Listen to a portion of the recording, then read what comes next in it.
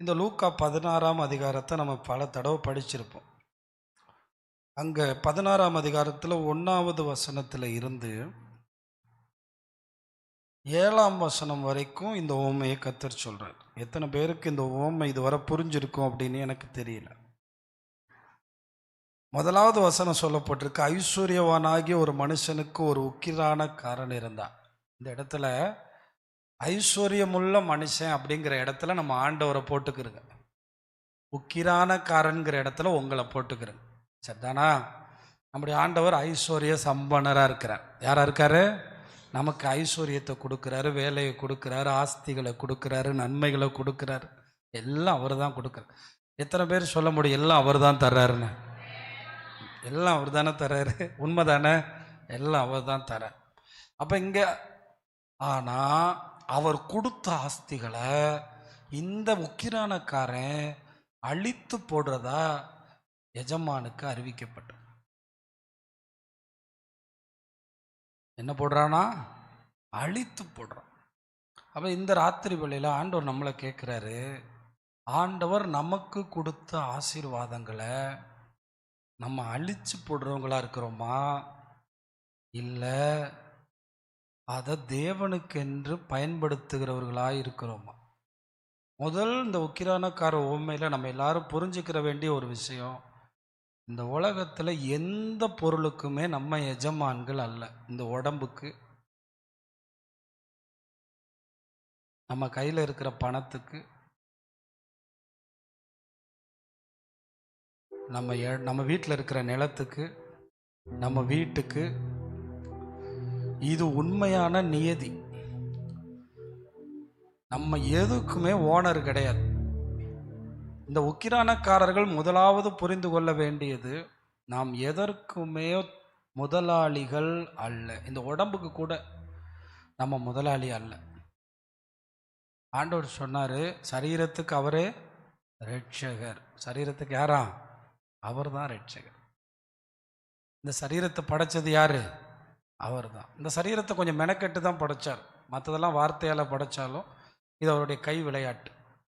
அப்போ என்னை கேட்குற தேவனுடைய பிள்ளைகளே, நாம் எல்லாரும் உண்மையான உக்கிரானக்காரர்களாக இருந்தால், என்கிட்ட கொடுக்கப்பட்ட படிப்பு, என்கிட்ட கொடுக்கப்பட்ட மேன்மை, என்கிட்ட கொடுக்கப்பட்ட அதிகாரம், என்கிட்ட கொடுக்கப்பட்ட பிள்ளைகள், என்கிட்ட கொடுக்கப்படுகிற ஒவ்வொரு ஆசீர்வாதங்களும் நான் தேவனுடையது என்று நினைத்து தான் பயன்படுத்துகிறேனா என்பதை நீங்கள் பார்க்க வேண்டும். ஏன்னா சில நேரம் நம்ம ஒவ்வொரு விஷயத்தை அறிந்து கொள்ளும் போது ஆச்சரியமாக இருக்குது. இதில் தேவன் ஒரு விதத்தை பயன்படுத்துவார். என்ன வார்த்தை இங்கே பயன்படுத்துகிறாரு? இந்த இடத்துல ஒரே ஒரு வார்த்தையை கர்த்தர் பயன்படுத்துகிறார். 8ஆம் வசனத்தில் பாருங்க, இவ்விதமாய் ஒளியின் பிள்ளைகளை பார்க்கிலும் இந்த பிரபஞ்சத்தின் பிள்ளைகள் தங்கள் சந்ததியில் அதிக புத்திமான்களாக இருக்கிறார்கள். ஆண்டவர் ரொம்ப வருத்தப்பட்டுக்கிறாரு. இந்த உலகத்தில் என்னை அறியாமல் வாழ்கிறவங்க ரொம்ப ஞானமாக இருக்கிறாங்க, ஆனால் என் பிள்ளை ரொம்ப ஞானமாக இல்லை, அவங்க ரொம்ப புத்திசாலியாக நடக்கிறாங்க, ஆனால் என்னோட மக்கள் அப்படி நடக்கலை அப்படின்னு சொல்லப்பட்டது. திடீர்னு மதுரையில் இருந்து ஒரு இராணுவத்தில் வேலை பார்த்தவர் போய் 50 லட்சம் ரூபாயை கலெக்டர்கிட்ட கொடுத்து நாட்டுக்காக கொடுத்துட்டேன்னு எழுதி வச்சுட்டு போயிட்டார். இதை பார்க்கும்போது என்னால் நம்பவே முடியல. போன வாரம் தினமலரில் வந்த செய்தி என்ன, 50 லட்ச ரூபாய் நம்ம பார்த்தது கூட கிடையாது. ஆனால் அந்த ஆள் போயிட்டு, நான் நாட்டை நேசிக்கிறேன், இனி நான் சீக்கிரமாக செத்து போயிடுவேன், எவ்வளோ நாள் நான் இருப்பேன்னு தெரியல, எனக்கு இராணுவத்திலேருந்து வர்ற எனக்கு பென்ஷன் போதும், எனக்கு சொந்தமாக வீடு இருக்குது, அதனால் இந்த பேங்க்கில் இருக்கிற 50 லட்ச ரூபாயை நீங்கள் பயன்படுத்துங்க அரசாங்கத்துக்கு அப்படின்னு. உடனே கலெக்டர் எந்திரிச்சிட்டார். ஏன்னா கலெக்டராலையும் என்ன பண்ண முடியல, நம்ப முடியல. என்னங்க 50 லட்ச ரூபா கலெக்டரே கொடுப்பாரா? கலெக்டர் கொடுப்பாரா? கலெக்டர் எந்திரிச்சிட்டார். எந்திரிச்சு எல்லாரையும் தள்ளி போய் சொல்லிட்டு அந்த ஐயாட்ட அந்த 50 லட்சத்தை வாங்கிட்டு எல்லாரும் முன்னாடியும் ஃபோட்டோ எடுத்து அவரை கனப்படுத்தினார். அவரை பயங்கரமாக கனப்படுத்தினார். கொஞ்ச நேரம் அவரால் இதை நம்பவே முடியல. அதுக்கடுத்து இன்னொரு லெட்ரு கொடுத்தாரு. நான் செத்து போன பிறகு என் கண்ணு, என் உடம்புல இருக்க ஹார்ட்டு, என் உடம்புல இருக்க எல்லாத்தையும் அரசு மருத்துவக் கல்லூரிக்கு நான் என்னம்மா கொடுக்குறேன்? தானமாக கொடு. அடுத்த லெட்ரு கொடுத்தாரு. இது அடுத்த அதிர்ச்சி. யாருக்கு? கலெக்டர். இப்படி ஒரு மனுஷன் செஞ்சுட்டு போறார். இதெல்லாம் பார்த்துட்டு ஆண்டவர் மேல இருந்து சொல்றாரு, என் பிள்ளைகளை விட இந்த ஊருக்காரன், இந்த பிரபஞ்சத்தின் பிள்ளைங்க தங்கள் சந்ததிகளில் அதிக புத்திமானா இருக்கிறான். உண்மையை சொல்லுங்க, இந்த உலகம்தான் நிரந்தரம்னு சுத்துறது அவனா நம்மளா? இந்த உலகத்துல தான் நம்ம எப்பயுமே கட்டி பிடிச்சிட்டு வாழ போறோம் நினைச்சுக்கிட்டு வாழ்றது அவனா நம்மளா? நம்ம பேர் அழியாதுன்னு நினைச்சுக்கிட்டு இருக்கிறது அவனா நம்மளா? நீங்க எல்லாரும் இந்த ராத்திரியில சிந்தித்து பார்க்க வேண்டும். முதலாவது உக்கிரானக்காரர்களா இருக்கிற நம்ம எல்லாரும் புரிஞ்சுக்கிறோம், நம்ம இடத்த காலி பண்ணி தான் ஆகணும். சில நேரம் இந்த எல்கேஜி படிக்கிற பிள்ளைங்க ஸ்கூலுக்கு வரமாட்டேன்னு அம்மாட்ட அழுகிற மாதிரி, நான் வர முடியாதுன்னு ஆண்டவர்கிட்ட அழுக முடியாது. ஆண்டவரே, நான் எப்படி இந்த உலகத்தை விட்டு வருவேன், என்னை எடுத்துடாதீங்க ஆண்டவரே, என்னாலெல்லாம் அப்படிலாம் வர முடியாது. அவர் கூப்பிடும்போது, ஆமாம், இன்னும் கொஞ்சம் சொன்னால் யோபு சொல்றாரு, அவங்க 10 பிள்ளைங்க செத்து போனதுனால பறித்து கொண்டு போகிறார், அவரை தடுத்து நிறுத்துபவன் யார்? எப்படி போறாரா? பறிச்சிட்டு போறாரு.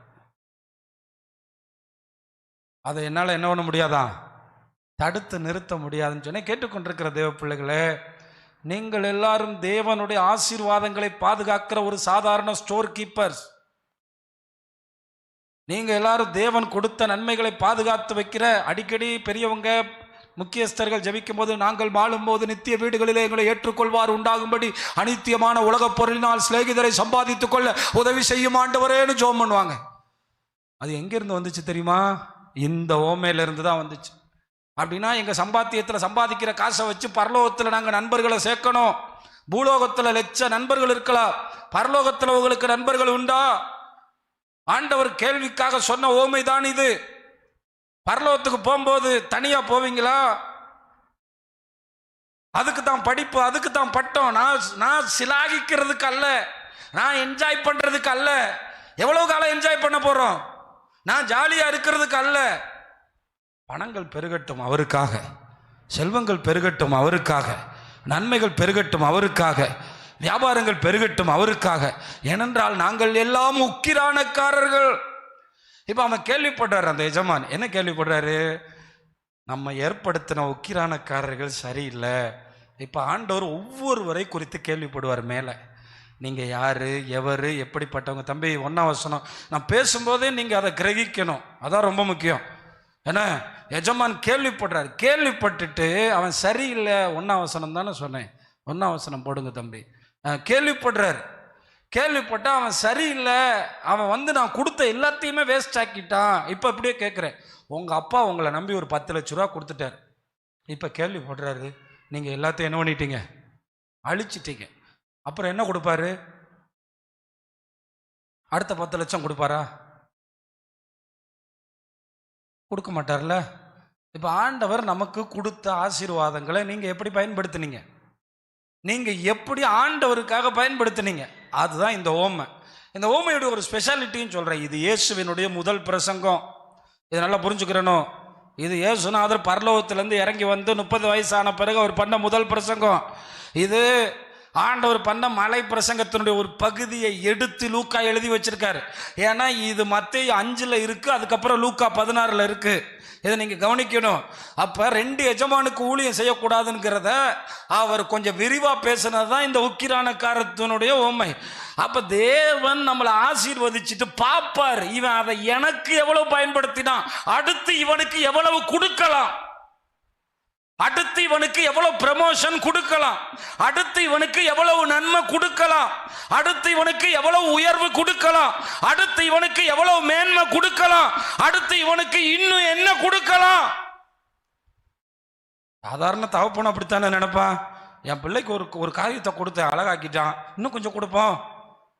கொஞ்சம் கொடுத்தேன், ரொம்ப ஆசீர்வாதமாக்கிட்டான், இன்னும் கொஞ்சம் கொடுப்போம்.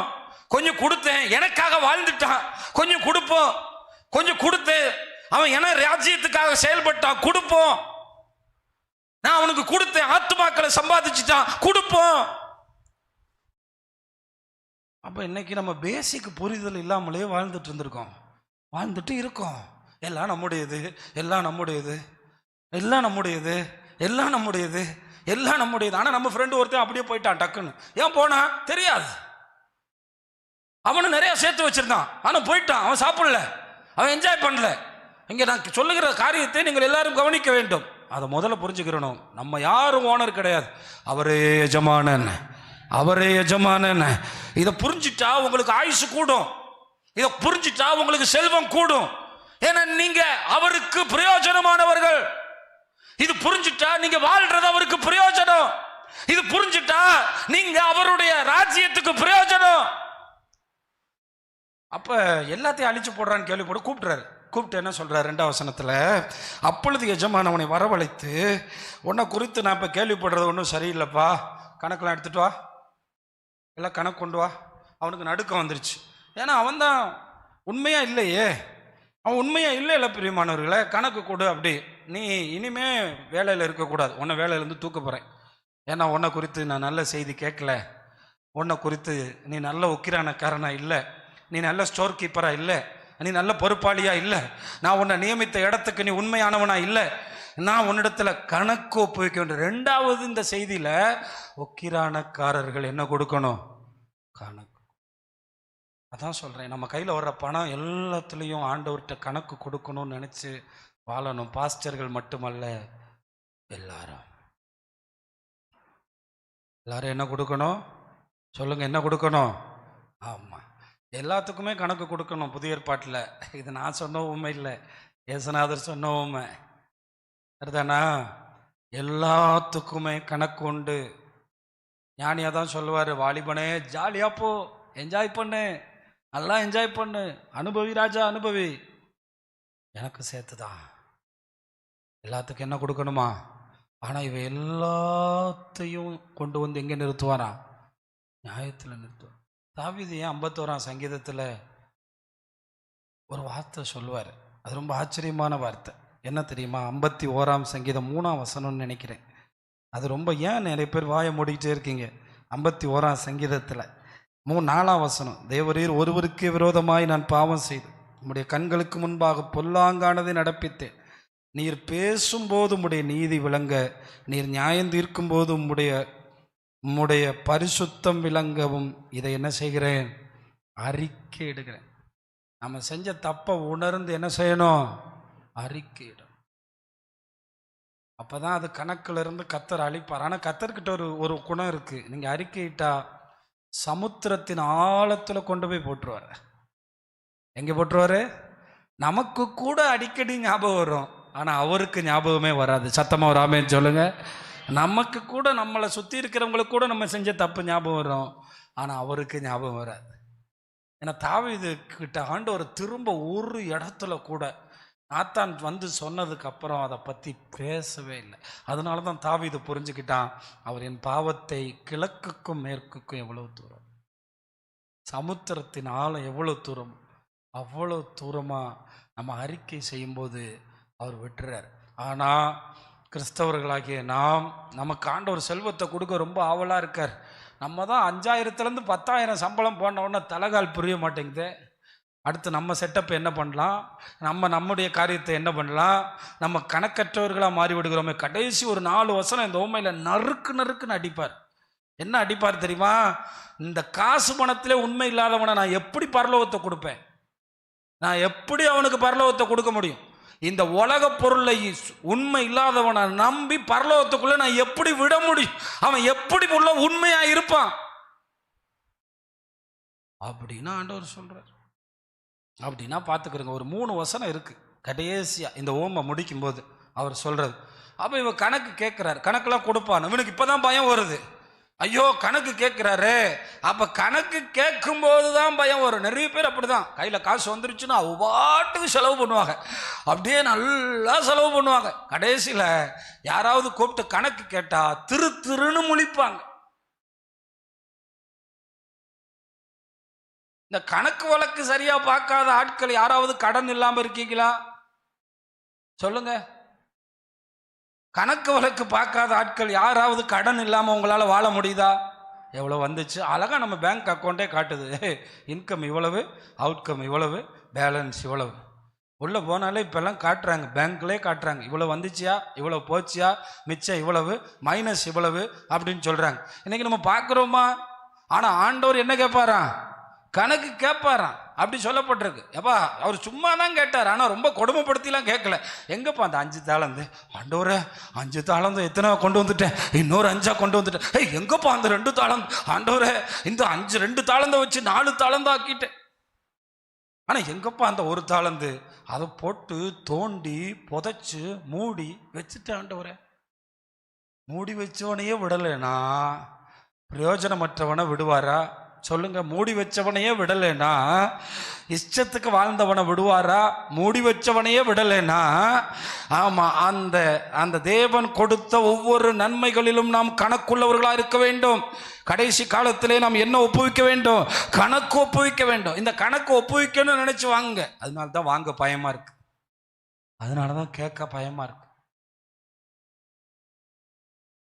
உங்களுக்கு இருக்கா இல்லையான்னு தெரியல, பைபிளை படித்தவங்க எல்லாருமே ஆண்டவர் சித்தத்தின்படி தான் கேட்பாங்க.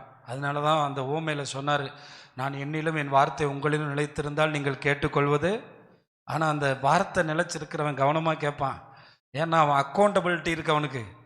அவன் திருப்பி கொடுக்கணும். 1 கோடினா 1 கோடிக்கு கணக்கு, 10 கோடினா 10 கோடிக்கு கணக்கு, 50 கோடினா 50 கோடிக்கு கணக்கு, 1000 கோடினா 1000 கோடிக்கு கணக்கு, 5000 கோடினா 5000 கோடிக்கு கணக்கு. அப்போ கொஞ்சம் கணக்கு புத்தகம் பெருசா மாறும். நிறைய பேர் நினைக்கிறாங்க, ஆண்டவர் எனக்கு நிறைய தந்தா நான் எப்படி எப்படி ஜாலியாக வாழ்வேன், எவ்வளோ ஹாப்பியாக வாழ்வேன், எவ்வளோ சந்தோஷமாக வாழ்வேன், எவ்வளோ மகிழ்ச்சியாக வாழ்வேன். ஆனால் மகிழ்ச்சியாக வாழ்கிறதுக்கு அவர் தடை இல்லை. மகிழ்ச்சியாக வாழ வைக்கிற தெய்வம். ஒரு அல்லேலூயா சொல்லுங்களேன். மகிழ்ச்சியாக வாழ விரும்பணும்னு நினைக்கிற தெய்வம் அவர். ஆனால் அவருடைய ராஜ்யத்திலிருந்து நமக்கு எடுத்து கொடுக்குறார். 10 பேர் இன்டர்வியூக்கு போவான், 9 பேருக்கு வேலை கிடைக்காது. அவனுக்கு எப்படி தான் கிடைக்கும்னே தெரியாது. அந்த வேலை இன்டர்வியூ எடுக்கிறவனுடைய மூளையவே கத்தர் மாற்றி இது ஏன் பிள்ளைன்னு வேலையை போட வைப்பார். என்ன நடக்கும்னே தெரியாது, எப்படி கிடைக்கும்னே தெரியாது. 1000 பேர் அங்கே நிற்பான். இது எப்படி நடந்துச்சு? அது எப்படி நடந்துச்சுன்னா, எனக்காக ஒரு ராஜ்யத்திலிருந்து ஆயத்தம் பண்ணப்பட்டது. நம்புறவங்க மட்டும் ஒரு கைதட்டி கத்தரை மகிமைப்படுத்துங்க. இது எனக்காக அவர் ஆயத்தம் பண்ணது, இதை நான் மறக்க கூடாது. எனக்காக அவர் ஏற்படுத்தினது. அதை புரிஞ்சுக்கிட்டு தான் நான் ஒரு அக்கௌண்டபிலிட்டியா இருக்கணும். எங்க கிட்ட 13 வருஷ கணக்கு இருக்கு, நீங்க வேணா வந்து பார்க்கலாம். 13 வருஷ கணக்கு இருக்கு. நீங்க கொடுத்த ஒவ்வொரு பைசாவுக்கும் கணக்கு இருக்கு. அதே மாதிரி திருப்பி செலுத்தப்பட்டதுக்கும் கணக்கு இருக்கு, செலவு பண்ணப்பட்டதுக்கும் கணக்கு இருக்கு, உருவாக்குனதுக்கும் கணக்கு இருக்கு. ஒரு ஆமேன் சொல்லுங்க. அல்லேலூயா. எல்லாத்துக்கும் கணக்கு இருக்கு. சும்மாலாம் செலவு பண்ணிட்டு போயிட முடியாது, செலவு பண்ணிட்டு போகக்கூடாது. ஒரு ஆமேன் சொல்லுங்க. ஏன்னா அது ரொம்ப கவனமானது. இப்போ கூட மக்கள் இடம் வாங்குறதுக்காக என்கிட்ட 51,000 ரூபா கொடுத்துருக்காங்க. அவங்க 51,000 ரூபா கொடுக்கும்போது நான் 5 லட்சம் கொடுக்கணும்னு நினைப்பேன். ஏன் நினைக்கணும்னா கணக்கு இருக்கு. இப்போ இந்த 51,000 என் கையில இருந்து வெளியே போற வரைக்கும் எனக்கு நிம்மதி இருக்காது. ஏன் நிம்மதி இருக்காது? அது மக்கள் ஒரு காரியத்துக்காக கொடுத்தது, அவங்க ஒரு நோக்கத்துக்காக கொடுத்தது, அவங்க ஒரு திட்டத்துக்காக கொடுத்தது.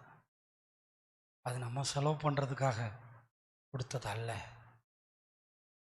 இது நம்ம ஜாலியா இருக்கிறதுக்காக கொடுத்தது அல்ல. இதை நம்ம எல்லாம் கவனிக்கணும். நீங்க எல்லாருக்கும் உங்களை இத்தனை பேர் இருக்கிறவங்களை நம்பி உங்க கையில பாடுறதுக்கு கிருபை கொடுத்துருந்தாருன்னா, சும்மா வந்து உட்காந்துட்டு ஆண்டவர் பார்த்துட்டே இருப்பார். நீ ஒரு உக்கிரானக்காரனா, நீ ஒரு உக்கிரானக்காரனா. இந்த சபையில இத்தனை பேர் இருக்க உங்களை தெரிந்து வச்சிருக்காருன்னு நீங்க ஆத்துமாக்களுக்காக ஜெபிக்கிறீங்களான்னு பார்ப்பேன். இத்தனை பேர் வந்து உட்காரணும்னா ஒரு 10 பேராவது அதுக்காக அழுகணும், அதுக்காக ஜெபிக்கணும். சும்மா வரமாட்டேன். இன்னைக்கு திடீர்னு ஒரு 4 பேர் ஓடி வந்தாங்களே, அவங்க எப்படி வந்தாங்கன்னு நினைக்கிறீங்க? அவங்களுக்காக யாரோ ஜெபம் பண்ணாங்க, அதனால அவங்க ஓடி வந்திருக்கிறாங்க. இதான் நடக்கும். அது எவன் ஜெபிச்சானோ அவனுக்கு தான் தெரியும் இவங்க ஏன் இன்னைக்கு வந்தாங்கன்னு. நாம் எல்லாரும் உக்கிரானக்காரர்கள். நமக்கு கொடுக்கப்பட்ட 7 நாட்களுக்கு கணக்கு கொடுக்கணும். நமக்கு கொடுக்கப்பட்ட 26வது வருஷத்துக்கு கணக்கு கொடுக்கணும். நமக்கு கொடுக்கப்பட்ட ஒவ்வொரு நாளுக்கு கணக்கு கொடுக்கணும். நமக்கு கொடுக்கப்பட்ட ஒவ்வொரு நேரத்துக்கு கணக்கு கொடுக்கணும். சில நேரம் இந்த பிள்ளைங்க சரியா செயல்படுறதில்ல, இவங்களை தூக்கிடலாமா அப்படின்னு நினைக்கும் போது ஆண்டவர் என் காதில் பேசினார், 4 இயர்ஸ் கணக்கு இருக்கு, 3 வருஷம் பொறுத்துக்க. அவங்க என்ன பண்ணாலும் அவங்க பாட்டு பாடணும்னா பாட்டு பாடட்டும். 4வது வருஷம் கோடாலி அவங்க மேலே வைப்பேன், வெட்டி வீசில. அப்போ எத்தனை வருஷம் பார்ப்பாரா? ஏதாவது என்ன கொடுக்குறானா?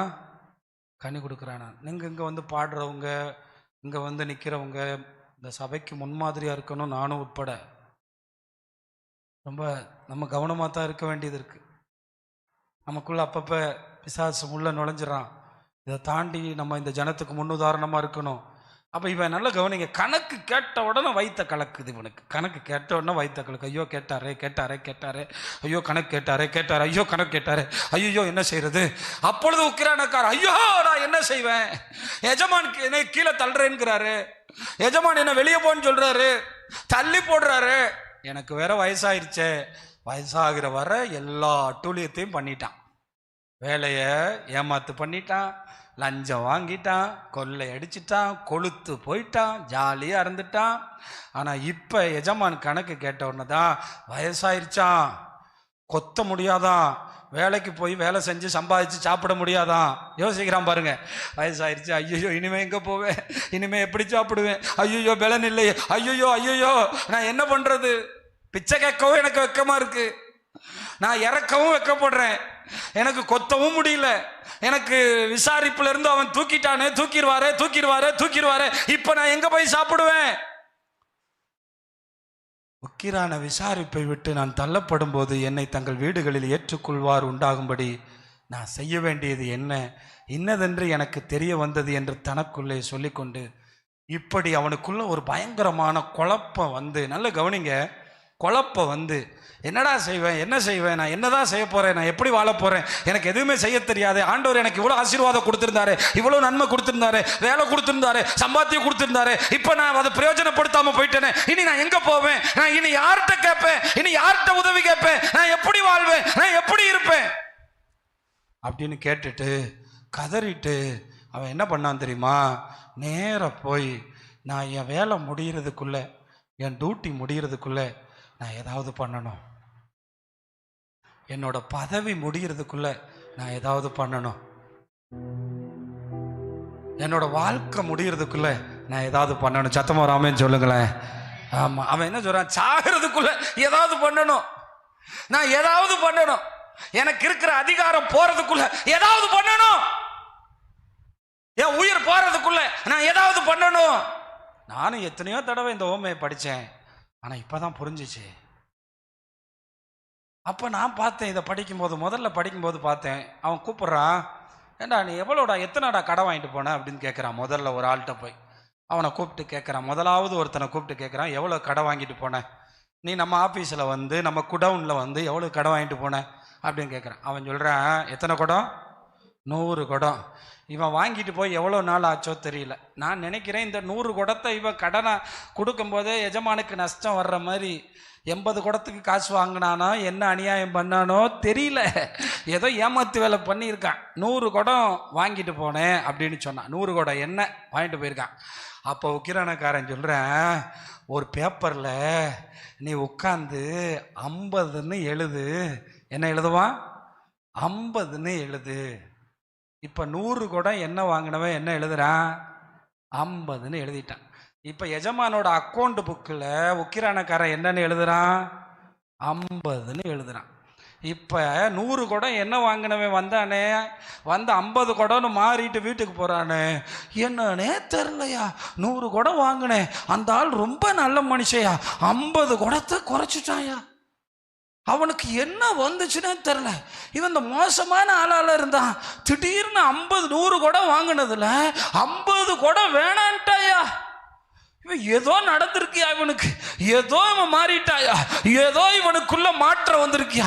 இவன் அன்னைக்கு கடுகடுன்னுலாம் நடந்தான், இன்னைக்கு என்ன 50 குடம்னு எழுதுறான். அப்ப இவனுக்கு ஒண்ணுமே புரியல. ஆனாலும் ஒரு சந்தோஷம், இவன் எனக்கு நல்லது செஞ்சுருக்கான். ஒரு அல்லையா சொல்லுங்களேன். 1 லிட்ரு என்ன 500ரூவான்னு வச்சுக்கிறேங்க, சும்மா வச்சுக்கிறேங்க. நான் இந்த ஒரு குடத்தில் 1 லிட்டர்லாம் வராது. ஒரு குடத்துக்கு குறைஞ்சது உங்கள் குடத்தில் 10 லிட்டராவது வராது. நீங்கள் தூக்குற குடம்லாம் எத்தனை லிட்டர்? 5 லிட்டர் குடமா? சரி 5 லிட்டரு வச்சுக்கிறோம், இல்லை 3 லிட்டரே வச்சுக்கிறோம். அப்படியே கணக்கு போடுங்க. ஒரு நல்ல எண்ணெய்க்கு இல்லை ஒரு ஆலிவ் ஆயிலுக்கு கணக்கு போடுங்க எவ்வளோ வரும்னு. இப்போ 10,000 ரூபா மதிப்புள்ள பணத்தில் எவ்வளவோ குறைச்சிட்டாரு? பாதியே குறைச்சிட்டார். இப்போ நான் உங்களுக்கு புரிகிற மாதிரி சொல்கிறேன். பிரதர், நீங்கள் ஒரு ஆள்கிட்ட 10 லட்ச ரூபா கடை வாங்கிட்டீங்க. திடீர்னு உங்களை வீட்டுக்கு கூப்பிடுறாரு. நீங்கள் எப்படி போவீங்க? இந்த படுபாவி பைய 10 லட்ச ரூபா கடை வாங்கணும், இன்னைக்கு நைட்டு பார்த்து வீட்டுக்கு கூப்பிட்றானே, என்னன்னு தெரிலையே, இன்னைக்கு மிரட்டுவானா அடிப்பானா, உள்ளே வச்சு குத்துன்னு குத்த போகிறான் அப்படின்னு நினச்சிட்டு போகிறீங்க. வீட்டுக்குள்ளே கூப்பிட்டு சோபாவில் உட்கார வச்சு சர்பத்தெல்லாம் கொடுத்து எல்லாம் உட்கார வச்சு, பிரதர் பிரதர் பிரதர் நல்லா இருங்க பிரதர், உங்களோட கடனில் 5 லட்சத்தை நான் என்ன பண்ணிட்டேன், குறைச்சிட்டேன்னு சொன்னால் உங்களுக்கு சோபா மேலே நின்று என்ன ஆடணும்னு தோணும்? சொல்லுங்க. என்ன மனுஷன், 10 லட்ச ரூபா வாங்கினேன், திடீர்னு இவனுக்கு என்ன வச்சுனே தெரில, என்ன நடந்துச்சுன்னே தெரில, திடீர்னு ஃபோன் பண்ணுறான், கூப்பிடுறான், 5 லட்சம் கடனை குறைச்சிட்டேங்கிறான். இவனுக்குள்ள என்ன வந்துச்சு? இவனுக்குள்ள இயேசு வந்துட்டாரியா? கையை தட்டுங்களேன். அல்லேலூயா. ஓ, இவனுக்குள்ள யார் வந்துட்டா? இயேசு வந்துட்டார். இப்போ ஆண்டவருக்கு எத்தனை குடம் நஷ்டம்? 50 குடம். ஆனால் ஆண்டவர் வருத்தப்பட்டாரா? அப்புறம் பார்ப்போம். ஆண்டவர் வேதனைப்பட்டாரா? அப்புறம் பார்ப்போம். ஆண்டவர் துக்கப்பட்டாரா? 50 குடம் போயிடுச்சே, 50 குடம் போயிடுச்சேன்னு. 100 குடம் வாங்கினவன் ரட்சிக்கப்பட்டுட்டானேன்னு சந்தோஷப்பட்டுட்டாரு. கையை தட்டுங்களேன். அல்லேலூயா. எனக்கு இது நிறைய பாடத்தை கற்றுக் கொடுக்குது. நீ இதுவரை உனக்காக வாழ்ந்திருக்கலாம், நீ இதுவரை உக்கிரானத்துவம் இல்லாமல் இருந்திருக்கலாம், நீ இதுவரை உன் வாழ்க்கை பெருசு நடிச்சிருக்கலாம், இதுவரை நம்பிக்கையற்றவனா வாழ்ந்திருக்கலாம். ஆனா இதுவரை நஷ்டப்பட்டது பரவாயில்ல, இதுவரை நீ நஷ்டப்படுத்துறது பரவாயில்ல, இதுவரை நான் வாழ்ந்தது பரவாயில்ல. என் ராஜ்யத்துக்கு அதெல்லாம் நஷ்டமானாலும் பரவாயில்ல, இன்னைக்கு ஒருத்தனுக்கு நீ சந்தோஷத்தை உண்டாக்கினில, அது எனக்கு போதும்னு கர்த்தர் சொல்றாரு. கையை தட்டி கர்த்தரை மகிமைப்படுத்துங்களேன். அல்லேலூயா. உங்களுக்கு இது புரியுதா இல்லையா? எத்தனை பேருக்கு புரியுது? முதல்ல நான் பார்த்தேன், என்னடா இந்த ஓமை, இது என்ன ஓமை அப்படின்னு. திடீர்னு உண்மையை சொல்கிறேன், மத்தியானம் சாப்பாட்டுக்கு முன்னாடி போய் படிச்சுக்கிட்டே இருந்தா எனக்குள்ள ஒரு மாற்றம் வந்துச்சு. அப்போ நான் நினச்சேன், சனிக்கிழமை இதை பிரசங்கம் பண்ணணும். அது எப்படி ஆண்டவர் சொல்லி கொடுப்பாரோ தெரியாது. நம்ம என்னென்னதை படித்தோம், என்ன இது எஜமானன்னு 100 கூட நஷ்டமாக இருக்குது, அவர் பாட்டுக்கு பாராட்டுறாரு. ஆனால் அவன் இந்த வேலையிலிருந்து போகிறதுக்குள்ள 2 பேருக்கு நல்லது செஞ்சான். முதல்ல 100 குடம் வாங்கினவனுக்கு 50 குடமாக மாற்றிட்டான். 2வது அவன் என்ன செய்கிறான், வேறொருவனை நோக்கி நீ பட்ட கடன் எவ்வளவு என்றான். அவன் 100 களம் கோதுமை என்றான். ஒரு களத்தில் எவ்வளவு கோதுமை அடிக்கலாம்னு, அதாவது இந்த கிராமத்தில் கோதுமை அடிக்கிறதுக்கு என்ன போட்டிருப்பாங்க, களம் மாதிரி போட்டிருப்பாங்க. அந்த களத்தில் தான் அடித்து கோதுமையை உண்டாக்குவாங்க. அந்த களத்தில் ஒரு களத்தில் எத்தனை கோதுமை இருக்கும்னு உங்களுக்கு தெரியும், ஓரளவுக்கு நீங்கள் கணிக்கலாம். 100 களம் கோதுமை அவன் கடை வாங்கிட்டு போயிருக்கான் எஜமான்ட்டு இருந்து. அப்பொழுது அவன், நீ உன் சீட்டை வாங்கி எவ்வளோன்னு எழுது, 80ன்னு எழுது. இப்போ அவனுக்கு எத்தனை களம் தள்ளுபடி? 20 களம் தள்ளுபடி. அவனும் சந்தோஷமாக போயிட்டான். போன உடனே இதை யார் கேள்விப்படுறா? எஜமான் கேள்விப்படுறா. கேள்விப்பட்ட போது அவனுக்கு பேர் என்ன? அநீதி உள்ள உக்கிரக்காரன். ஏன்? இதுவரை எஜமானுடைய களஞ்சியத்தை எல்லாம் நஷ்டப்படுத்தி வாழ்ந்தவன். ஆனால் இப்போ அவன் செஞ்ச காரியம் எஜமானுக்கு நஷ்டமானாலும் 2 பேருக்கு ஆசீர்வாதமாக்கிட்டான். கையை தட்டி கர்த்தரை மகிமைப்படுத்துங்க. இதில் இருந்து ஆண்டவர் நம்மக்கிட்ட என்ன பேசுகிறாருன்னா, உனக்கு நிறைய தர்றேன், ஆனால் நீ யாராவது ரட்சிப்புக்குள்ள நடத்துறதுக்கு உன் பணத்தை செலவு பண்ணணும், உன் பலத்தை செலவு பண்ணணும், உன் சுகத்தை செலவு பண்ணணும், உன் பேச்சை செலவு பண்ணணும், உன் ஞானத்தை செலவு பண்ண. சகோதரனே சகோதரியே, உண்மையில் சொல்கிறேன், நம்ம ஆண்டவருடைய எஜமானுக்கு பிரயோஜனமாக இருந்தால் நம்ம கேட்குறதிலும் அதிகமாய் கர்த்தர் தருவார். அல்லேலூயா, அல்லேலூயா. ஆஸ்திரேலியாவில் ஒரு மனுஷன் இருக்கிறார். அவருக்கு எத்தனையோ 1000 ஏக்கர் இருக்கா. அவர் ஐரோப்பாவில் ஊழியத்து நிமித்தமாக நம்ம தமிழ்நாட்டில் ஒரு ஊழியக்காரர் காரில் கூட்டிகிட்டு போகும்போது அந்த பையன் ரோட்டில் இருந்த ஒரு பொம்மையை கேட்டானா, அவர் வாங்கி கொடுக்கவே மாட்டேன்ட்டாரான். அப்போ கேட்டாராம் தமிழ்நாட்டிலேருந்து போன ஊழியக்காரரு, ஐயா இவ்வளவு கோடி செல்வம் வச்சுருக்கீங்க, இவ்வளவு ஏக்கர் வச்சுருக்கீங்க, பையன் ஒரு சின்ன பொம்மை தானே வாங்கி கேட்டான், நீங்கள் ஏன் வாங்கி கொடுக்கல அப்படின்னு கேட்டா, நான் அவன் கேட்ட உடனே வாங்கி கொடுத்தேன்னா நாளைக்கு அவனுக்கு பணத்தோட அருமையும் புரியாது, அந்த பணத்தை வச்சு அவன் என்ன செய்யணும்னு புரியாது. அடுத்த வார்த்தை சொன்னாராம், நான் கேட்ட உடனே தேவன் எனக்கு எதையுமே தந்தது, ரொம்ப காலம் கழிச்சு தான் எல்லாத்தையுமே எனக்கு தந்த. வேலை கேட்டேன், செல்வம் கேட்டேன், சுகம் கேட்டேன், அவர் ரொம்ப காலம் கணவன் ரட்சிக்கப்படணும்னு கேட்டேன், எல்லாத்துக்கும் அவர் ஒரு காலம் வச்சு தான் என்கிட்ட கொடுத்த. அப்போ தான் எனக்கு ருசி வருது. அதனால அப்புறம் அவன் போகிற வரைக்கும் அழுதுகிட்டே இருந்தானா. கூட்டம் அட்டன் பண்ணி 3 நாள் முடிஞ்சு திரும்ப வந்தா, திரும்ப அதே மரத்தடியில் பொம்மை விற்கிறாங்களாம். இப்போ அவனை தோளில் போட்டு போய் என்ன வாங்கி கொடுத்தாரான், பொம்மை, நீ கேட்குற பொம்மை எடுத்துக்கடா அப்படின்னு சொல்லி எத்தனை யூரோவோ அதை கொடுத்துட்டு வீட்டுக்கு போய் சொல்லி கொடுத்தாராம். ஆண்டவரும் உன்னை இப்படித்தான் நடத்துவார். இதை முதல்ல புரிஞ்சுக்கிறேனோ. நான்லாம் சொல்லுவேன், ஆண்டவர் எதுவுமே கேட்ட உடனே தரல. ஆனால் இந்த காலத்து பெற்றோர்கள் பிள்ளைங்க கேட்டுருச்சுன்னா தலைகால் புரியாமல் நம்ம நடக்கிறோம். நம்ம ஆண்டவர் எப்படிப்பட்டவர்னா, நம்ம இந்த வாழ்க்கையை நமக்கு அற்புதமாக தந்திருக்கார். இதை 4 பேருக்கு நம்ம ஆசீர்வாதமாக மாற்றணும்னு விரும்புகிறாரு. ஆமாம், பக்கத்தில் இருக்க ஆளை பார்த்து சொல்லுங்கள், நீங்கள் 4 பேருக்கு ஆசீர்வாதமாக இருந்தீங்கன்னா எவ்வளவு நஷ்டப்பட்டாலும் கவலைப்படவே மாட்டார். அது நிமித்தம் ராஜ்யத்தில் எவ்வளவு நஷ்டம் வந்தாலும் அவருக்கு அதை பற்றி கவலை இல்லை. அவருக்கு கவலை இல்லை, மனிதர்கள் மீட்கப்பட வேண்டும், மனிதர்கள் ரட்சிக்கப்பட வேண்டும். அப்போ ஏன் இந்த வசனத்தில் உலகத்தின் பிள்ளைகளை, இவ்வுலகத்தின் பிள்ளை, ஒளியின் பிள்ளைகளை பார்க்கல இப்பிரபஞ்சத்தின் பிள்ளைங்க ஞானமாக இருக்கிறாங்கன்னு சொன்னார்? இதுக்கு என்ன சம்பந்தம்? அது என்ன சொன்னார்னா, இந்த உலகத்து மக்கள் சம்பளம் வாங்கின உடனே பிள்ளைகளோட கல்யாணத்துக்காக சேர்த்து வைக்கிறாங்களாம், பிள்ளைகளோட வயதான காலத்துக்காக சேர்த்து வைக்கிறாங்களாம், எதிர்காலத்தை கருத்தில் கொண்டு வாழ்கிறாங்களாம். 100 ரூபா வந்தால் 100 ரூபாயும் செலவு பண்ண மாட்டாங்களாம், வருங்காலங்களை குறித்து அக்கறை உள்ளவங்களா இருக்கிறாங்களாம். ஆனால் ஒளியின் ராஜ்யத்தில் வாழ்கிற ஏன் பிள்ளை பரலோகத்தை பற்றி நினைக்காம செலவு பண்ணுறான். அவனுக்கு ஒரு வருங்காலம் இருக்குன்னு அவனுக்கு நம்பிக்கை இல்லை, பரலோகத்தில் அவனுக்கு பொக்கிஷம் இருக்குன்னு அவனுக்கு நம்பிக்கை இல்லை. ஆனா பக்கத்து வீட்டுக்கார பிள்ளை கல்யாணத்தை தாஜ்மஹால்ல 1.5 லட்சம் செலவு பண்ணி எப்படி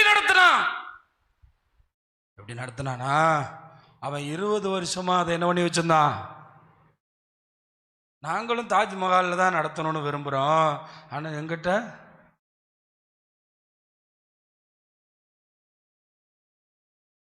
என்ன சொல்லுங்க, இங்க 2 அடி அடிக்கிறார். அவன் எதிர்காலத்தை பார்க்குறான், ஆனால் ஒளியின் பிள்ளை பரலோகத்தை பார்க்க மாட்டான். அவனுக்கு எல்லாமே வாழணும், சாப்பிடணும், சாகணும், வாழணும், சாப்பிடணும். இப்படி என் பிள்ளை வாழ்றாயா? எப்படி அவனால வாழ முடியும்? எத்தனை பேர் நம்புறீங்க நம்ம கொடுக்குற காணிக்கை பரலோகத்தில் பொக்கிஷமாக மாறுது? எத்தனை பேர் நம்புறீங்க? எத்தனை பேர் நம்புறீங்க அந்த மகிமையை பரலோகத்தில் போய் பார்ப்போன்னு? எத்தனை பேர் நம்புறீங்க? இல்லை சும்மா கடமைக்கு கொடுத்துட்டு போறீங்களா? இதை சும்மா கடமைக்கு காணிக்க போட்டு போறீங்களா? ஆண்டவர் இதைத்தான் சொல்றாரு. அவனால வருங்காலத்தை பத்தி யோசிக்க முடியுது, எதிர்காலத்தை பத்தி யோசிக்க முடியுது, ஆனா ஏன் பிள்ளையால அது ஏன் யோசிக்க முடியல? நம்மளை பார்த்து என்ன கூப்பிடுறாருன்னா, ஒளியின் பிள்ளைங்க அப்படின்னு கூப்பிடுறாரு. இங்க இருக்கிறவங்க எல்லாரும் பார்த்தீங்கன்னா கம்மியாக தான் செலவு பண்ணுவாங்க, ஆனா கொஞ்சம் பணத்தை அவங்க வாழ்க்கையில கணக்கு பண்ணிக்கிட்டே வர்றாங்க.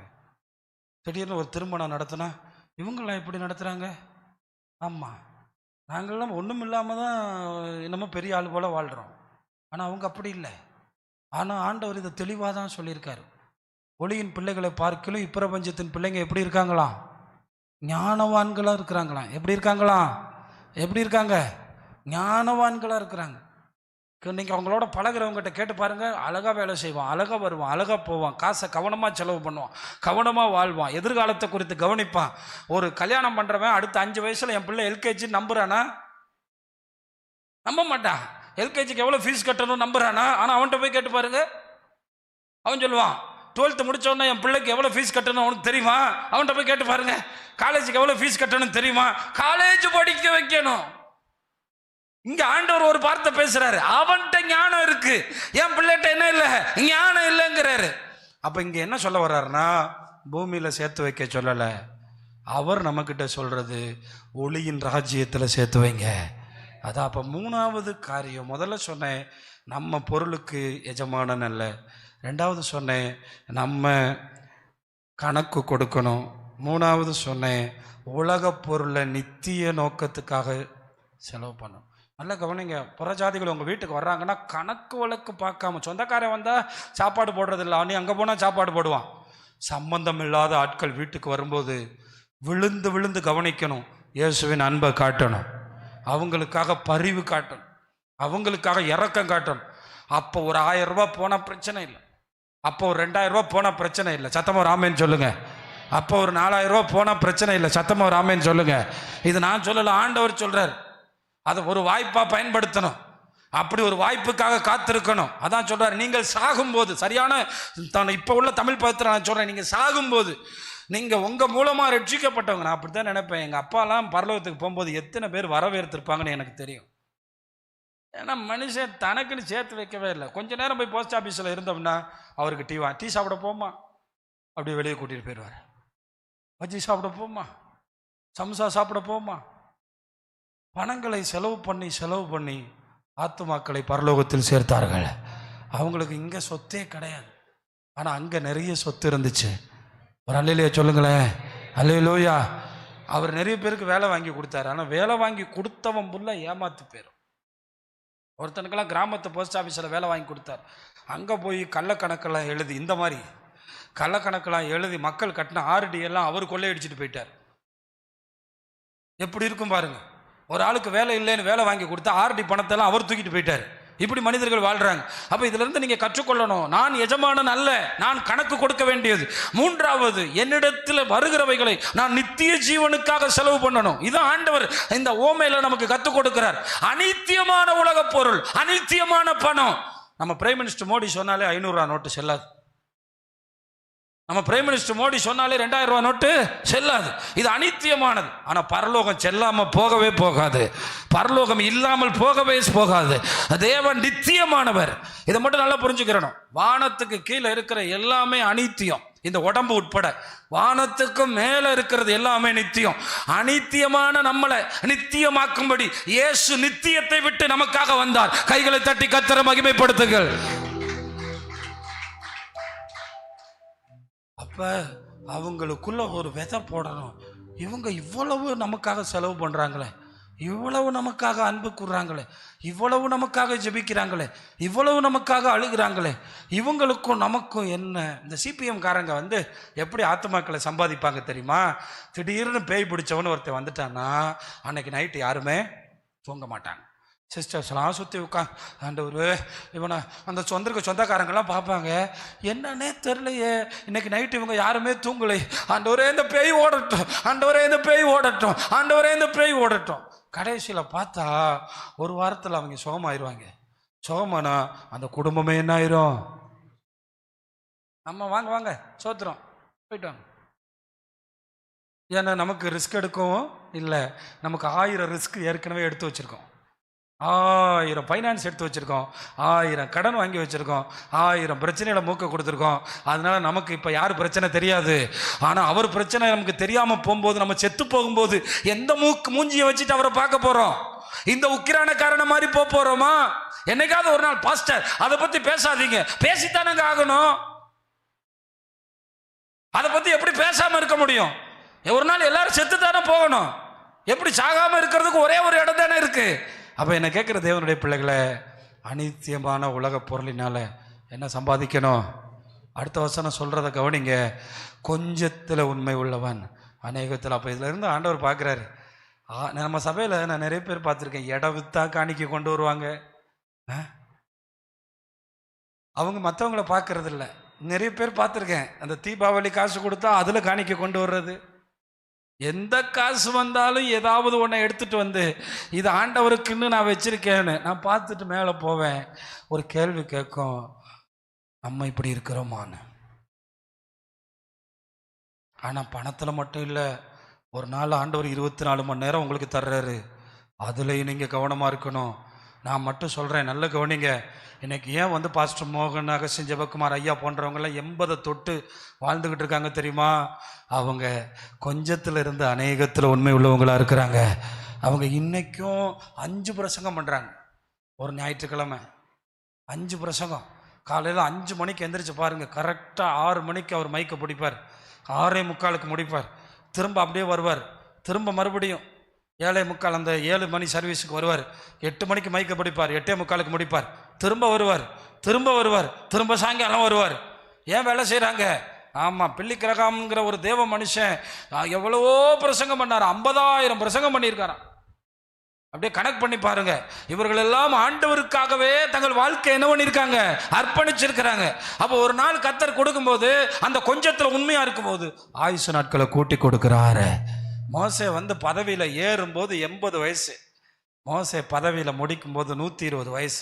அது மட்டும் இல்லை மேட்ரு, கண்ணில் பவர் குறையல. நான் தப்பாக வாசிக்கிறேன் என்ன? இன்னைக்கு நிறைய பேர் தப்பாக வாசிக்கிறாங்க. நிதியமைச்சரும் தப்பாக வாசிக்கிறேன், முதலமைச்சரும் தப்பாக வாசிக்கிறார். என்ன, நம்மளால் கரெக்டாக பிடிச்சிருவான் தப்பாக வாசிக்கிறானே அப்படின்னு. ஆனால் ஒரே ஒரு ஆள் தப்பாக வாசிக்கவே மாட்டார். 120 வயசானாலும் அவருக்கு கண்ணு மங்கல, காது மங்கல. ஏன்னா அவர் யாருக்காக வாழ்ந்தவர் சொல்லுங்க? மோசே யாருக்காக வாழ்ந்தவர்?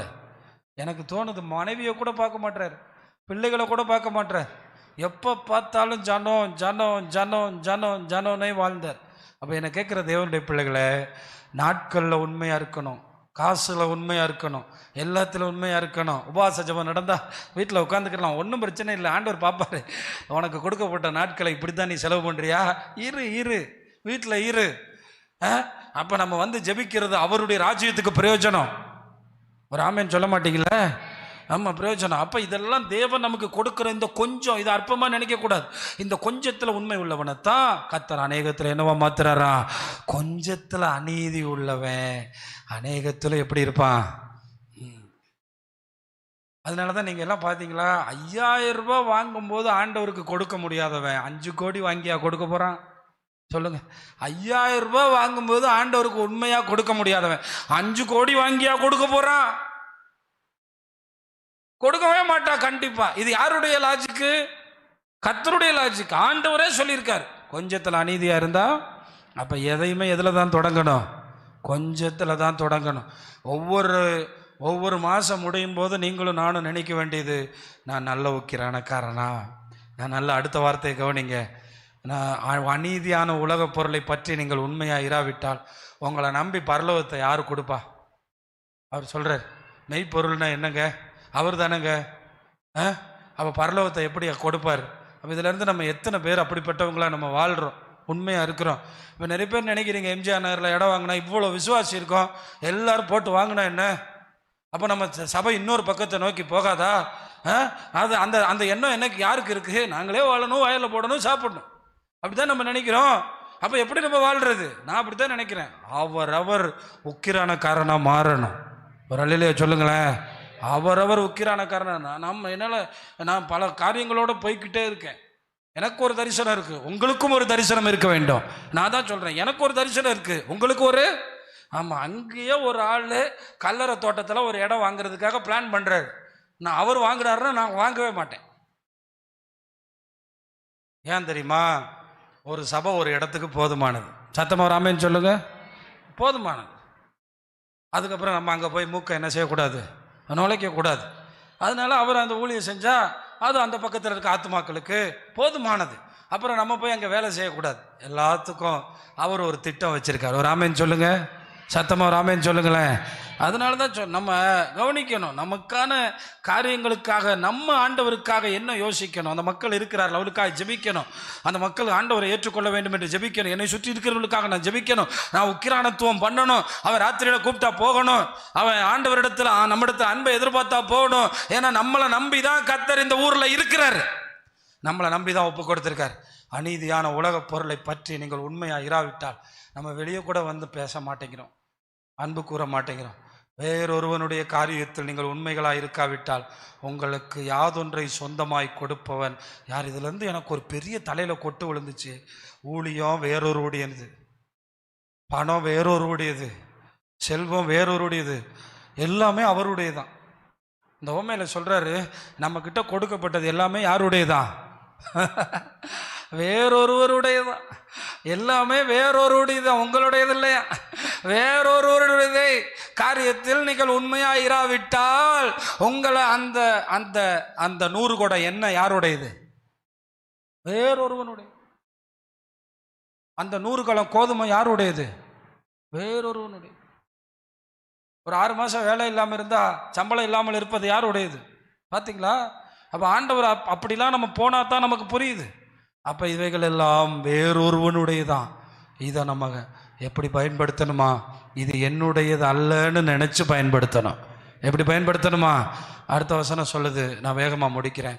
எந்த ஊழியக்காரனும் இதுக்கு தான் இவ்வளவு எக்ஸாம்பிள்.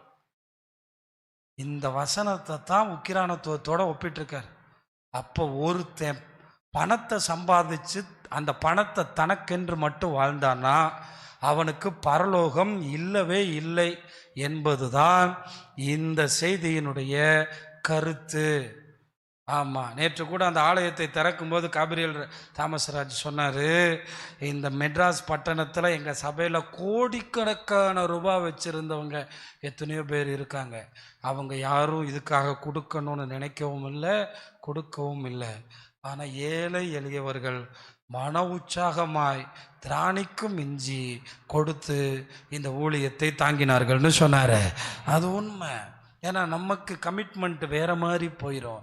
நம்ம எப்பயுமே ஆண்டவருக்கு காணிக்கை கொடுத்தது போக இந்த பணத்தை வைத்து மனிதர்களை சம்பாதிக்க முடியுமா முடியுமா முடியுமா முடியுமா முடியுமா முடியுமா முடியுமா முடியுமா இங்கே நம்ம தமிழ் கலாச்சாரத்தில் இருக்குதா, அவர் உனக்கு கூட பிறந்த அந்த தங்கச்சிக்கு செய்யணும், இந்த தங்கச்சிக்கு செய்யணும், அந்த தங்கச்சிக்கு செய்யணும், இவருக்கு செய்யணும். ஆனால் மேலேருந்து ஒருத்தர் சொல்கிறாரு, நீ என் ராஜ்யத்துக்கு உண்மையாக இராவிட்டால் மெய்ப்பொருளை சுதந்திரிக்க முடியாது. இதுதான் ரட்சிக்கப்பட்டவனுடைய காரியம். நீங்கள் அப்படிப்பட்ட ஆட்களுக்கு சும்மா கொடுத்து அவர்கள் அன்பு கூர்ந்து அவர்களை ரட்சிப்புக்குள் நடத்த வேண்டும். சத்தமாக ராமேன்னு சொல்லுங்க. அதனால நாங்கள் ஆண்டவருக்கு 100 ரூபாய் கொடுக்குறோம், 200 ரூபாய் கொடுக்குறோம். உங்களுக்கு கொடுத்தது எல்லாம் அவருடையது. அல்லேலூயா. இந்த கணக்கில் தான் நம்ம வாழணும். எல்லாமே அவருடையது. இதை வைத்து நாம் எப்படி நியாயமாய் செலவு பண்ண வேண்டும் என்பதை புரிஞ்சுக்கிறணும். அவருக்கு 50 குடம் என்ன நஷ்டமாக போட்டோம். இதிலிருந்து நான் பார்த்தேன், ஆண்டவரே நீங்கள் என்கிட்ட நிறைய கொடுத்தீங்க, அதில் சிலது நஷ்டப்பட்டாலும் பரவாயில்ல, உங்கள் களஞ்சியத்தில் நான் 2 பேரை ஆதாயப்படுத்தினா நீங்கள் என்னை மெச்சுறீங்க. இப்போ இதுலேருந்து அவர் என்ன விரும்புகிறாருன்னா, மனுஷங்க என்ன படணும்? ரட்சிக்கப்படும். அவருடைய இயக்கமெல்லாம் இதிலிருந்து கிறிஸ்தவங்க ஏங்க சுருங்கி போயிட்டாங்க? தனக்குத்தானே வாழ்ந்துக்கிட்டாங்க. கிறிஸ்தவங்க ஏங்க செல்வந்தர் ஆகலை? தனக்குத்தானே வாழ்ந்துக்கிட்டாங்க. இந்த ஆட்சி மசாலாக்காரர் ஒரு நாள் ஸ்வாட்ஸுக்கு வந்தார். அவர் சொன்னார், எனக்கு கொடுக்கப்பட்ட சம்பாத்தியத்தில் பல கோடி ரூபாய் ஒவ்வொரு மாதமும் எஃப்எம்பிபிக்கும் ஜெம்ஸ் ஊழியத்துக்கும் இன்னும் சில ஊழியங்களுக்கும் நானும் என் பிள்ளைகளும் கோடிக்கணக்கான ரூபாய், எவ்வளவு கோடிக்கணக்கான ரூபாய் எங்கே அனுப்புகிறோம்? வட இந்தியாவுக்கு அனுப்புகிறோம். தேவ பிள்ளைகளே, நீங்களும் ஆண்டவருடைய ராஜ்யத்துக்கு செயல்பட்டா என்ன மாதிரி உங்களையும் ஆசீர்வதிப்பாருன்னு சொல்லிட்டு போனார். ஒரு அல்லேலூயா சொல்லுங்களேன். சொல்லிட்டு போனார். எத்தனை பேருக்கு அவரை தெரியும்னு தெரியல. அவர் இப்படியே சொன்னார், எப்பெல்லாம் ஆண்டவர் என்னை ஆசீர்வதிச்சாரோ ஒரு சபை கட்டி கொடுக்கணும், 2 சபை கட்டி கொடுக்கணும், 10 சபை கட்டி கொடுக்கணும். அப்புறம் நினச்சாரா, இதை விட உண்மையான ஆளுக கையில் ஒப்பு கொடுத்துட்டா அவங்களே கட்டி கொடுப்பாங்க, அவங்களே ராஜ்யத்துக்கு ஆசீர்வாதமாக மாறிடுவாங்க அப்படின்னு சொல்லி இன்னைக்கு அவங்க 2 பிள்ளைங்களும் உள்ளே வந்து பிஸ்னஸ் வேறு லெவலில் போயிடுச்சு. இன்ஸ்டியூஷன் அந்த மாதிரி போயிட்டாங்க, ரொம்ப பெரிய அளவில் போயிட்டாங்க. காரணம் என்னென்னா, ஆண்டவர் அவங்களுக்கு கொடுத்த கொஞ்சத்தில் என்ன செஞ்சாங்க, உண்மையாக இருந்தாங்க. இன்னொன்று கவனித்து பாருங்கள், சக்தி மசாலா வந்து எல்லாருக்கும் பிடிக்கும், அது எல்லாரும் விரும்பின ஒரு பிராண்டு. அதையும் தாண்டி ஒருத்தன் அதில் இருக்கும்போது வளர்ந்து வரணும்னா கர்த்தர் அனுக்கிரகம் பாராட்டுறாரு, கர்த்தர் அனுக்கிரகம் பாராட்டுறாரு. எல்லாருக்குமே தெரியும் இது கிறிஸ்தவ ப்ராடக்ட்டு, இதை எவன் வாங்கணும், இதை யார் வாங்கக்கூடாது அப்படியெல்லாம் நம்ம ஊரில் இருந்த போதும் கர்த்தர் தம்ம பிள்ளைங்களை ஆசீர்வாதமாக்கி வச்சிருக்காரு தெரியுமா? அதுக்கு காரணம் அவங்க ராஜ்யத்துக்காக செயல்படுறவங்க. கைகளை தட்டி கர்த்தரை மகிமைப்படுத்துங்கள். அல்லேலூயா. அதனால சொல்கிறேன், ஆண்டவர் அக்கௌண்ட்டில் உங்கள் ஒவ்வொரு வருஷமும் ஆண்டவருக்காக எவ்வளோ செயல்படுத்திருக்கீங்க பாருங்கள். உங்கள் கடன்கள் சீக்கிரம் மாறும், உங்கள் குறைவுகள் சீக்கிரம் மாறும், உங்கள் தேவைகள் சந்திக்கப்படும். அதனால தான் நிறைய பேர் புலம்புறதை நான் பார்த்துருக்கேன். அவனுக்கு 5000 ரூபா மொய் செஞ்சேன், 1000 ரூபா செஞ்சுட்டு போயிட்டேன், 4 நாளைக்கு என்ன இல்லை. ஆனால் பரலோகத்தில் போனால் ஆண்டவர் எவ்வளோ கருத்தாக கணக்கு வச்சுருப்பார். நம்மக்கிட்டே கணக்கு கேட்குறாருன்னா அவர் எவ்வளோ கணக்கு வச்சுருப்பார். மகளே, தேவ பிள்ளைகளே, நீங்கள் கொடுத்த காணிக்கைகள், நீங்கள் கொடுத்த செயல்பாடுகள், நீங்கள் கொடுத்த கிரியைகள், நீங்கள் ஆண்டவருக்காக செயல்பட்டது. ஒரு நாள் ஒரு டைரியை பிரட்டினேன். ஒரு சகோதரன் 3000 ரூபாயில் தொடங்கி இன்னைக்கு 8000 ரூபாயில் வந்திருக்கார். எனக்கு ஆச்சரியமாக இருந்துச்சு, எப்படி இந்த காணிக்கை இப்படி மாறி இருக்கு. இப்படி நிறைய பேரை பார்த்தேன். பார்க்கும்போது தான் தெரியுது, 1000 இருந்து 5000, அப்படியே 2013 இப்படி பிரட்டி பார்க்கும்போது ஆண்டவர் அவருக்கென்று கொடுத்தவங்கள அவர் கைவிடவே இல்லை. கைகளை நல்லா தட்டி கர்த்தரை மகிமைப்படுத்துங்க. நல்ல கைகளை தட்டி பார்த்தா 1000 தொடங்கினவங்க இப்போ 5000 வந்துட்டாங்க. இது என்னடா, இவங்களுக்கு எப்படி இதெல்லாம் நடந்துச்சு அப்படின்னு பார்க்கும்போது நம்ம சபையில் நடந்த மாற்றமே நமக்கு ஆச்சரியத்தை என்ன செய்யுது, உண்டாக்குது. ஒரு அல்லேலூயா சொல்லுங்களேன். ஆனால் நிறைய பேருடைய சம்பளமும் கூடாது, வாழ்க்கையும் கூடாது, ஆசீர்வாதமும் கூடாது. நம்ம எப்பையும் நமக்கு தர்ற ஆசீர்வாதம் நம்முடையது அல்ல, நாம் அதுக்கு கணக்கு கொடுக்கணும், அது நித்திய வீடுகளில் மகிமையாக சேர்க்கப்படணும். அப்படிங்கிறதுல நம்ம எல்லாரும் ஜாக்கிரதையாக கவனமாக இருக்கணும்னு இந்த ஓமை நமக்கு சொல்லுது. நம்ம 2 காரியத்தில் கவனமாக இருக்கணும். இன்னொன்று, நம்ம வேலை செய்யும்போது அந்த வேலையிலையும் ரொம்ப கவனமாக இருக்கணும், அந்த வேலையிலையும் ரொம்ப நேர்மையாக இருக்கும். நிறைய பேர் எப்படி வேலை செய்கிறீங்க தெரியுமா? உங்களுக்கு மாதம் 5000 ரூபா சம்பளம்னா அப்படி போகிறது, அப்படி வேலை செய்கிறது, இப்படி கூட்டுற மாதிரி கூட்டுறது, இப்படி துடைக்கிற மாதிரி துடைக்கிறது, அப்படி தூக்கி போடுறது, அப்படியே போகிறது. வேகமாக வந்த பணம் வேகமாக போகும். என்னை நம்பி ஒருத்தன் வேலை கொடுத்துருக்கான், எனக்கு கனமாக கொடுத்துருக்கான், அவன் மாதந்தோறும் வந்து பார்க்குறானோ இல்லையோ எனக்கு சம்பளம் கொடுக்குறான். இதையெல்லாம் பார்க்குற தெய்வம் 100 ரூபாயிலிருந்து 1,00,000 ரூபாயாக மாற்றுவார். இதுக்கு பேர் தான் உண்மை. அதனால தான் புரியணும். 3 மணி ஆச்சு நாங்கள் போகிறோம் அப்படி பேசக்கூடாது. எஜமான் நமக்கு என்ன கொடுக்குறாரு, சம்பளம் கொடுக்குறாரு. எஜமானுக்குரிய கணத்தை செலுத்துங்கள் என்று கர்த்தர் சொல்கிறார். அதனால் விசுவாசிங்களுக்கு சின்ன வேலையாக இருந்தாலும் நீங்கள் கவனமாக பாருங்கள். இப்படி உங்களை மாதிரி சின்ன வேலை செஞ்சவங்களுடைய பிள்ளைங்க அமெரிக்காவில் போயிட்டு உங்களை மாதிரி அப்பா அம்மாவை அமெரிக்காவில் உட்கார வச்சிருக்கு. எனக்கு தெரிஞ்சு சும்மா ரப்பர் பால் வெட்டி ஏரியாவில் அத்தை கூலியாக இருந்தவர் தான் என் ஃப்ரெண்டோட அப்பா. அவனும் நானும், அவன் ஐடி படித்தான், அவன் வந்து காட்டாத்துறை சபையோட விசுவாசி. அவன் அப்படியே சென்னைக்கு போனான், அப்புறம் அமெரிக்காவுக்கு போனான். அவங்க அப்பா ஒரு கிழிஞ்ச ரப்பர் செருப்பு தான் போடுவார். ஆமாம், அவர் பெரிய பணக்காரில். இன்னைக்கு அப்பாவை அம்மாவை எங்கே வச்சுருக்கான்? அவனுக்கு ஒரு தங்கச்சி இருக்குது, அது துபாயில் செட்டில்டு. அவன் அமெரிக்காவில் செட்டில்டு. அப்பா அம்மா அமெரிக்காவில் போயிட்டாங்க. இங்கே இந்தியாவில் யாருமே இல்லை. என்ன வேலை தெரியுமா? கூலி வேலை. என்ன வேலை பார்த்தாரு தெரியுமா? ஆனால் நேர்மையான மனுஷன். ஆண்டவரையும் ஆண்டவருடைய ஆலயத்தையும் அவருக்கு கொடுக்கப்பட்ட தொழிலையும் உண்மையாக இருந்தார். நீங்கள் இன்னைக்கு உள்ளதை பார்க்குறீங்க, நம்முடைய ஆண்டவர் நம்முடைய உக்கிரானத்துவத்தை பார்க்குறாரு. நீங்கள் இன்னைக்கு உள்ளதை பார்க்குறீங்க. ஆமாம், அதனால தான் நெடுநாளாய் அவர் ஜனங்கள் நீங்கள் அவருக்கென்று செய்ததை அனுபவிப்பீர்கள். உங்கள் காணிக்கை இந்த பூமியில் கொடுக்குறீங்களே காணிக்க, இதை எவ்வளோ காலம் அனுபவிப்பீங்க? பரலோகத்தில் உங்கள் பலன் மிகுதியாக இருக்கும். பரலோகத்தில் உங்கள் பலன் மிகுதியாக இருக்கும். உங்கள் பொக்கிஷங்களை எங்கே சேருங்க. அதனால் ஆண்டவருக்கென்று நீங்கள் உண்மையாக கொடுக்கறதுல மாத்திரமல்ல, உங்கள் சக நண்பர்களுக்கு ஒன்றுனா திரும்ப எதிர்பார்க்காம உதவி செய்யுங்க. உங்களுடைய களஞ்சியங்களை கர்த்தர் நிரப்புவார். உங்கள் வீடுகளை கர்த்தர் நிரப்புவார். சிலது வராமல் போகட்டும். சத்தமாக வராமன்னு சொல்லுங்களேன். நம்ம அதுக்காகவே ஒதுக்கி வச்சுருக்கணும். அப்போ தான் ஏமாற்றம் வராது. சிலது வராமலே போயிடும். அதுக்காக நீங்கள் கவலைப்படாதீங்க. ஆமாம், நிறைய பேர் இப்படி என்கிட்ட கேட்டு வருவாங்க. ஏன்னா நாங்கள் இந்த இடத்துல இருக்கனால பிள்ளைகளுக்கு கல்யாணம் முடிக்கணும், நீங்கள் ஏதாவது கொடுங்கன்னு சொல்லிட்டு நான் என்ன பண்ணுவேன், திரும்ப தந்துடுறேன்னு சொல்லுவாங்க. எனக்கு வழி இருக்காது, 2000 ரூபாய் கொடுத்து அனுப்பிடுவேன். ஏன்னா அவ்வளோதான் நம்மளால் முடியும். எனக்கு திரும்ப அந்த காசு வேண்டாம், அவ்வளோதான், முடிஞ்சு போச்சு. ஒரு ஆள் உபவாச ஜெபத்துக்கு முன்னாடி நின்றுட்டு நகை திருப்பணும் ஒரு 5000 ரூபா கொடுங்கன்னு சொன்னார். எனக்கு பயமாக போச்சு. என்னடா இது நகை திருப்பணுங்கிறாரு, பேப்பரோடு வர்றாரு, பேங்க் பேப்பரோட. என்ன பேப்பரோட? பேங்க் பேப்பரோட. ஆமாம், நான் மேலே போயிட்டு என் தலைக்கெல்லாம் குழம்பி போய் 5000 ரூபா கொடுக்கலாமா வேணாமா, கொடுக்கலாமா வேணாமான்னு கடைசியில் சரி 2க்கு 1க்கு வேணாம், 2க்கு வேணான்னு சொல்லி ஒரு முடிவாக என்னமோ கொடுத்து விட்டேன். ஏன்னா 1000மோ 2000மோ கொடுத்து விட்டேன். எனக்கு இப்போ ஞாபகமே இல்லை, மூளையில். அன்னைக்கோட போனவர் தான் இப்போ ரோட்டில் எங்கே பார்த்தாலும் முறைக்கிறார். இப்படி தான் நம்ம உலக மனுஷங்க. ஆனால் நீங்கள் அதை பற்றி கவலைப்படாதீங்க. என்ன கேட்குற தேவனுடைய பிள்ளைகளே, நாம் எல்லாரும் தேவனுடைய மக்கள். நமக்காக அவர் அள்ளி தர போதுமானவர். எல்லாரும் எழும்பி நின்று கர்த்தரை மகிமைப்படுத்த